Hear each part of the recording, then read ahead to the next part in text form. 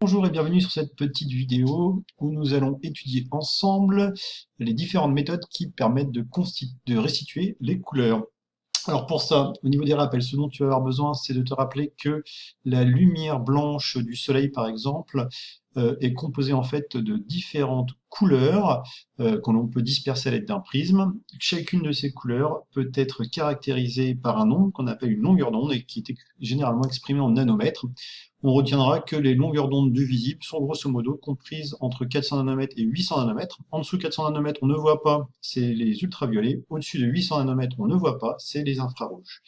Allez, c'est parti. La première technique qui permet de restituer des couleurs, c'est ce qu'on appelle la synthèse additive. Alors, elle consiste, cette synthèse additive, à additionner des lumières colorées. Voilà, donc ici on a trois spots, un spot bleu, un rouge et un vert. Voilà ce que peut donner leur superposition quand on allume ces trois spots au maximum. On voit que là où le vert et le rouge se chevauchent, on a du jaune. Là où le vert et le bleu se chevauchent, on a du cyan. Là où le bleu et le rouge se chevauchent, on a du magenta. Et là où les trois se chevauchent, on a du blanc. Donc vous voyez, déjà avec cette technique, l'addition de trois couleurs, de trois lumières colorées nous a permis d'obtenir au total 7 couleurs: vert, bleu, rouge, jaune, magenta, cyan et blanc. Quand on éteint, bien évidemment, on a aussi le noir. Alors après, donc 7 couleurs c'est bien, 7 ou 8 couleurs c'est bien, mais on peut avoir plus en modulant l'intensité de chaque spot. Par exemple, ici, j'ai éteint le bleu, j'ai laissé le rouge allumé au maximum, et j'ai mis le vert à mi-course, et j'ai donc eu du orange.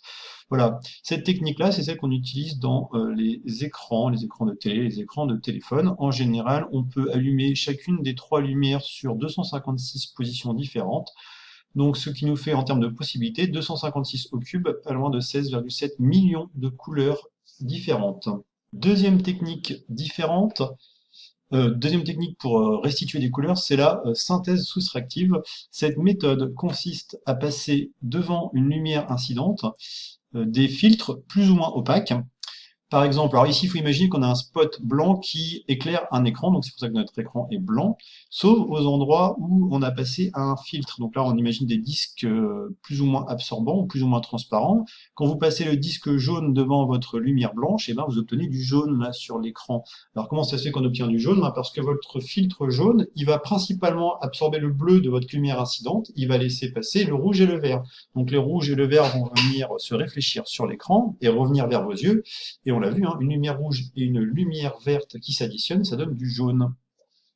Voilà, quand on passe devant le filtre un filtre cyan, on a du cyan, du magenta, on a du magenta. Quand on superpose maintenant un filtre cyan avec un filtre jaune, on a du vert. Quand on superpose le cyan avec le magenta, on a du bleu. Et quand on superpose le magenta avec le jaune, on a du rouge. Quand on superpose les trois, on obtient du noir. Alors, on peut faire varier l'opacité des différents filtres.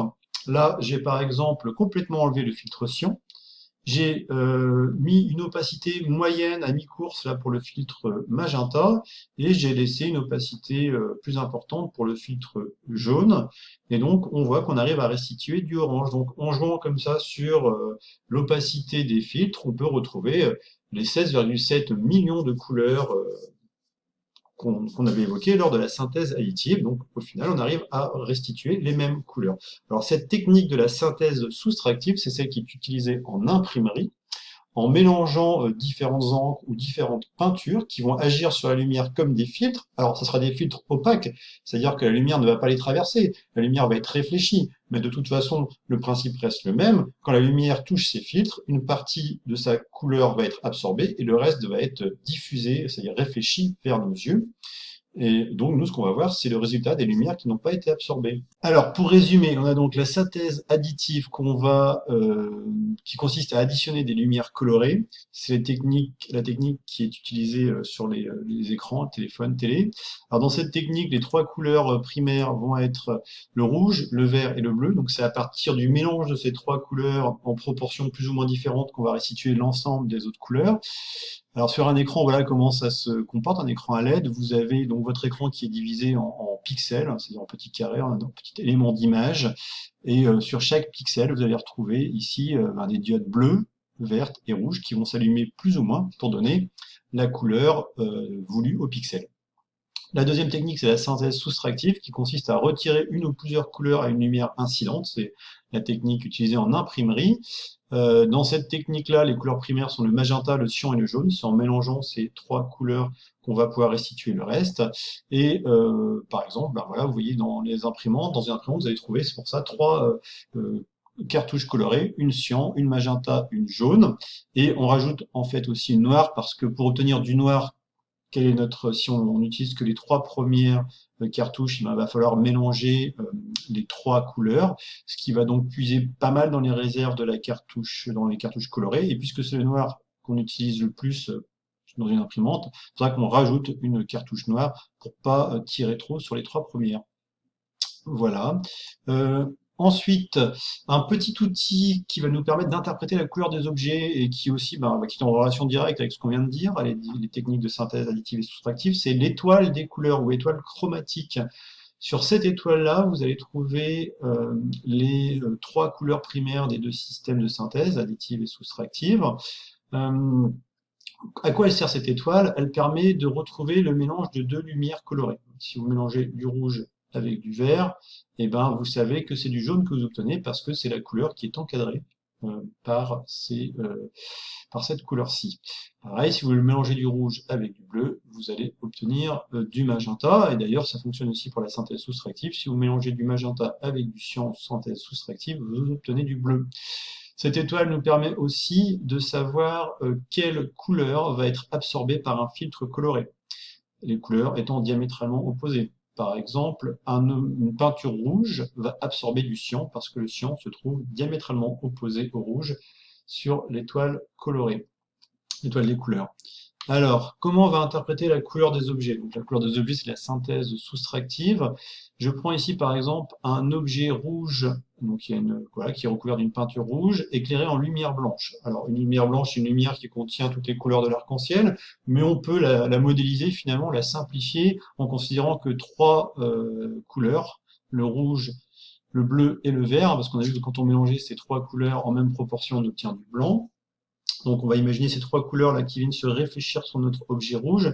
Notre objet, s'il est rouge, on l'a dit, hein, s'il est rouge, c'est qu'il absorbe le cyan.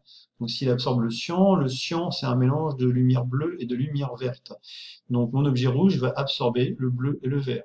Donc s'il absorbe le bleu et le vert, donc il va pas les réfléchir, il va seulement réfléchir du rouge. Donc si je place mon œil ici, seulement le rouge va rentrer dans mon œil, et donc je verrai l'objet rouge. Deuxième exemple, donc j'ai toujours mon objet rouge mais qui est éclairé en lumière jaune cette fois-ci. Donc c'est-à-dire que je n'envoie finalement sur mon objet rouge uniquement du rouge et du vert, hein, parce que le jaune, une lumière jaune, c'est en fait un mélange de lumière rouge et de lumière verte. Donc j'envoie que du rouge et du vert. Mon objet rouge, on l'a dit tout à l'heure, il absorbe du cyan, c'est-à-dire qu'il absorbe le bleu et le vert. Donc ici, il va absorber le vert, mais il va diffuser le rouge. Donc si je place mon œil, voilà, je verrai mon objet rouge. Donc finalement, un objet rouge, qu'il soit éclairé en lumière blanche ou en lumière jaune, ça ne changera pas, il apparaîtra toujours rouge. Dernier exemple, un objet qui est maintenant magenta. Donc vous voyez, j'ai sélectionné un objet donc magenta que j'éclaire en lumière jaune. Donc je lui envoie uniquement du vert et du rouge, hein, c'est-à-dire du jaune. Cet objet magenta, si cet objet il est magenta, ça veut dire qu'il va absorber le vert. Donc il va absorber le vert, et par contre, il va pas absorber le rouge, il va diffuser le rouge. Donc, si je place mon œil ici, j'ai du rouge qui va rentrer dans mon œil. Donc finalement, cet objet magenta, c'est-à-dire que si j'avais éclairé quand je dis qu'il est magenta, c'est-à-dire que si je l'éclaire en lumière blanche, je vais le voir magenta. C'est ça que ça veut dire. Mais si je l'éclaire en lumière jaune, je vais pas le voir magenta, je vais le voir rouge. On en conclut que la couleur d'un objet va dépendre de la peinture qu'on va mettre en surface, mais ça va dépendre aussi et beaucoup de la lumière incidente. Voilà, on ne verra pas forcément la même couleur en lumière blanche ou avec une autre couleur. Dernière chose, c'est la vision des couleurs. Comment notre œil voit-il les couleurs? Alors la partie de notre œil qui permet la vision des couleurs, c'est la rétine. Sur la rétine, il y a différents types de cellules, il y a des bâtonnets et il y a des cônes. C'est les cônes qui sont sensibles à la couleur de la lumière. Ces cônes-là, il y en a de trois types différents. Il y a les cônes dits rouges, les cônes dits verts et les cônes dits bleus. Alors, en fait, si on les appelle rouge, vert et bleu, c'est parce que ils vont être sensibles, plus ou moins sensibles à la lumière bleue, plus ou moins sensible à la lumière verte ou plus ou moins sensible à la lumière rouge. On voit ici leur courbe de sensibilité. On voit le premier type de cône, le cône A, dont le maximum de sensibilité se retrouve au niveau de 450 nanomètres, c'est-à-dire dans le bleu. Les deuxièmes types de cônes, la cône B, dont le maximum de sensibilité se retrouve aux alentours de 550 nanomètres, c'est-à-dire dans le vert. Et les derniers cônes, dont le pic de sensibilité est un petit peu après 600 nanomètres, c'est-à-dire dans le rouge. Voilà, et donc l'excitation plus ou moins importante de chacun des types des cônes va nous donner une sensation de couleur qui va être interprétée par le cerveau. Bien évidemment, voilà, on n'a pas tous les mêmes cônes, on n'a pas tous les mêmes sensibilités au niveau des cônes. Il y a même des personnes qui ont des cônes défectueux, c'est le daltonisme. Donc finalement, la couleur d'un objet va aussi dépendre de l'observateur, parce que chaque observateur pourra voir une couleur différente selon la sensibilité de ses cônes. C'est tout pour ce chapitre.